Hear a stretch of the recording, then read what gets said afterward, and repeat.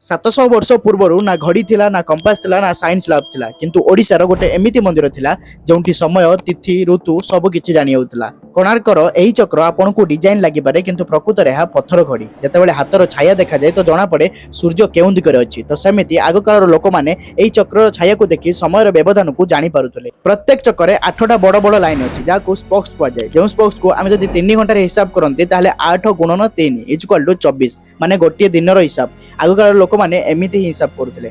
ଚକ୍ର ଭିତରେ ଦେଖାଯାଉଥିବା ଡଟ୍ ଗୁଡ଼ିକ ମିନିଟ୍ ଘଣ୍ଟା ଭଳି କାମ କରେ ଯାହାଦ୍ୱାରା ଲୋକମାନେ ଜାଣିପାରୁଥିଲେ ହଁ ଏବେ ଏତିକି ବାଜିଲା। ମନ୍ଦିରର ଗେଟ୍ ପୂର୍ବ ଦିଗରେ ଅବସ୍ଥିତ ଯେଉଁଥିପାଇଁ ସୂର୍ଯ୍ୟର ପ୍ରଥମ କିରଣ ମନ୍ଦିର ଉପରକୁ ପଡ଼ିଥାଏ।